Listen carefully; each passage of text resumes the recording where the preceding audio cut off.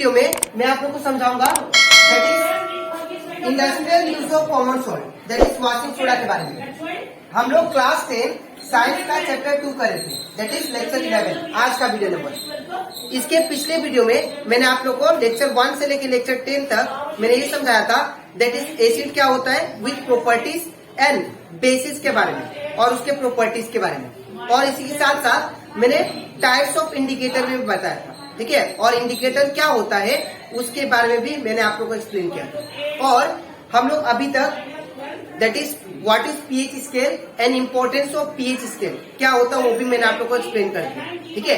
तो अगर आप लोगों को सारा कंसेप्ट अच्छे से सीखना है तो आप लोग मेरे यूट्यूब चैनल में उसको देख सकते हो, ठीक है। वो यूट्यूब में अवेलेबल है, ठीक है। तो स्टार्ट करते हैं आज का क्लास। यहाँ पे वॉशिंग सोडा का सबसे पहले आप लोग केमिकल नेम जानिए, ठीक है। तो वॉशिंग सोडा का केमिकल नेम जो होता है वो क्या होता है that is hydrated sodium carbonate, ठीक है। इसका केमिकल नेम क्या होता है हाइड्रेटेड सोडियम कार्बोनेट। और वॉशिंग सोडा का जो केमिकल फॉर्मूला होता है वो क्या होता है दैट इज Na2CO3.10H2, ठीक है। ये होता है क्या दैट इज वॉशिंग सोडा का केमिकल फॉर्मूला।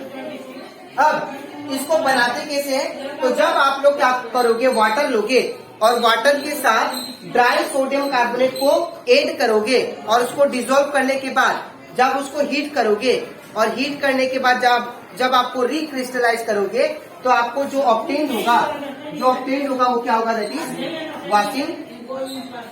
वॉशिंग सोडा, ठीक है।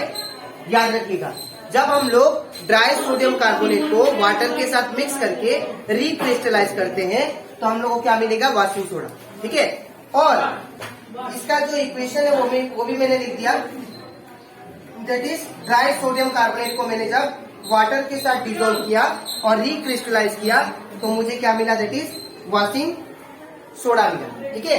अब इसके बाद करते यूजेस के बारे में। तो uses of washing soda, washing soda सबसे पहले यूज होता है बहुत सारा इंडस्ट्रीज में, जैसे सोप बनाने वाला इंडस्ट्रीज में, ठीक है। इवन पेपर इंडस्ट्री में भी यूज होता है और इवन ग्लास का इंडस्ट्री में भी क्या होता है वॉशिंग सोडा यूज होता है, ठीक है। और दूसरा यूज ये है कि यहाँ पे दो टाइप का वाटर होता है, एक होता है सॉफ्ट वाटर, एक होता है हार्ड वाटर। तो हार्ड वाटर का हार्डनेस को मिटाने के लिए हम लोग क्या करते हैं वॉशिंग सोडा का इस्तेमाल करते हैं, ठीक है। हार्ड वाटर जो होता है उसका हार्डनेस को रिमूव करने के लिए हम लोग वॉशिंग सोडा क्या करते हैं ऐड करते हैं, ठीक है। और ये जो हार्ड वाटर होता है आप लोग को पता होगा ये किससे मिलता है दैट इज सी से मिलता है। और जो सी से that is salt containing water होता है उसको बोलते हैं हार्ड वाटर, ठीक है। और जो जिसमें सॉल्ट प्रेजेंट नहीं होता है उसको क्या बोलते हैं सॉफ्ट वाटर। तो हार्डनेस को रिमूव करने के लिए हम लोग क्या इस्तेमाल करेंगे दैट इज वॉशिंग सोडा, ठीक है। अब हम लोग बात करते हैं that is third point, it is used as a cleaning agent for domestic purpose. अब ये जो वॉशिंग सोडा है हम लोग किस में यूज करेंगे दैट इज हम लोग घर का क्लीनिंग या कुछ भी मटेरियल को क्लीन करने के लिए भी यूज करते हैं वॉशिंग सोडा, ठीक है ना। तो ये कंप्लीट हो जाता है हमारा industrial use of common salt. अब इसके नेक्स्ट स्लाइड में मैं आप लोग को समझाऊंगा प्लास्टर ऑफ पेरिस के बारे में, ठीक है। तो इसके बाद हम लोग बात करते हैं प्लास्टर ऑफ पेरिस क्या होता है, ठीक है। सबसे पहले प्लास्टर ऑफ पेरिस जो होता है उसका केमिकल नेम जानते हैं। प्लास्टर ऑफ पेरिस का जो केमिकल नेम होता है वो क्या है दैट इज कैल्शियम सल्फेट सेमीहाइड्रेट, ठीक है।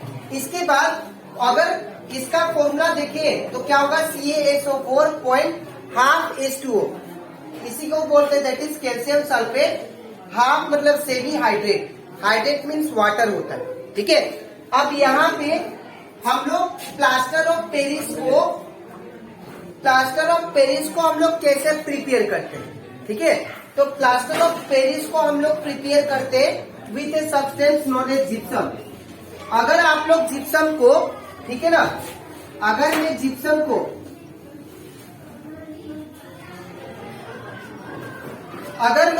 को अगर हीट करता हूँ, ठीक है ना, अगर आप लोग जिप्सम को हीट करते हो विथ ए टेम्परेचर 373 केल्विन, ठीक है। अगर जिप्सम को अगर मैं विथ टेम्परेचर 373 केल्विन हीट करता हूँ, ठीक है, तो वो क्या करेगा अपने में से वाटर को लूज करेगा, ठीक है। वो अपने में से वाटर को क्या करता है लूज करता है और लूज करते ही वो किस में कन्वर्ट हो जाता है that is plaster of Paris में, ठीक है। वो लॉस करते ही वो किस में कन्वर्ट होता है, प्लास्टर ऑफ पेरिस में।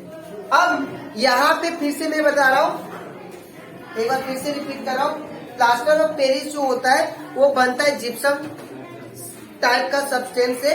वो क्या करते हैं, जिप्सम को जब हम लोग हीट करते हैं एट 373 केल्विन, तो जिप्सम अपना में से वाटर को लॉस कर देता है, और जो बचता है दैट इज वही क्या होता है, that is plaster of Paris.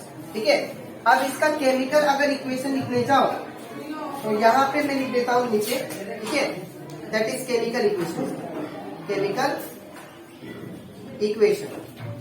तो जो इसका केमिकल इक्वेशन जो होता है वो होगा दैट इज CaSO4.H2O, ठीक है, plus 1/2 H2O, it gives that is, इसको जब हम लोग हीट करेंगे एट 373 केल्विन, ठीक है, हीट करने से क्या देगा, दैट इज CaSO4.2H2O, CaSO4.2H2O। तो ये जो आपका सब्सटेंस है इसको हम लोग क्या बोलते हैं, दैट इज, इसको हम लोग बोलते हैं दैट इज जिप्सम। ठीक है, जिप्सम। ठीक है, और ये जो सब्सटेंस है इसको हम लोग बोलते हैं that is plaster of Paris. ठीक है, प्लास्टर ऑफ पेरिस। तो आप लोग को ये जो केमिकल इक्वेशन है बहुत ही इंपॉर्टेंट है, आप लोग इसको प्रैक्टिस करके जाना। इसी के साथ साथ प्लास्टर ऑफ पेरिस का जो केमिकल नेम बताया दैट इज कैल्शियम सल्फेट सेमीहाइड्रेट, वो भी आप लोग को सीखना है, और उसका केमिकल फॉर्मूला भी। अब हम लोग पढ़ते हैं इसकी यूजेस के बारे में। ठीक है, तो पहला इसका यूज है that is plaster of Paris का जो पहला यूज है, it is use for making statue. तो प्लास्टर ऑफ पेरिस कोई स्टेचू बनाने में भी क्या करते हैं, यूज करते हैं। ठीक है, स्टेचू बनाने में भी यूज किया जाता है। ठीक है, दूसरा है, आप ये जो प्लास्टर ऑफ पेरिस है ये हॉस्पिटल में भी यूज होता है। उसको डॉक्टर लोग यूज करते हैं जब किसी का बोन्स क्या हो जाता है, ब्रेक हो जाता है, तो ब्रेक करने के बाद उसको राइट पोजीशन में देने के लिए वो लोग क्या करते हैं, प्लास्टर ऑफ पेरिस का यूज करते हैं। ठीक है, ताकि वो जो बोन है, ठीक है, वो अपना पोजीशन, जो राइट पोजीशन उसका उसमें आ जाए। ठीक है, तो पहले वो क्या करते हैं, बैंडेज करते हैं, उसके बाद उसके ऊपर वो प्लास्टर ऑफ पेरिस लगा देते हैं। और प्लास्टर ऑफ पेरिस जो है वो बहुत ही हार्ड हो जाता है।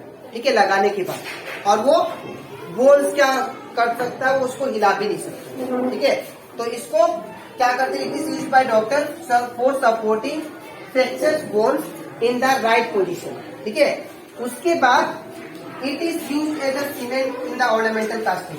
ये ऑर्नामेंटल आइटम्स भी बनाने में क्या होता है, ये प्लास्टर ऑफ पेरिस क्या होता है, यूज होता है। ठीक है, तो ये आज के वीडियो में मैंने आप लोग को समझाया that is plaster of Paris के बारे में। उसी के साथ साथ मैंने आप लोग को वॉशिंग सोडा के बारे में बता दिया। ठीक है, तो यहाँ से हम लोग का चैप्टर कंप्लीट हो जाता है, that is chapter 2 acid base and salt.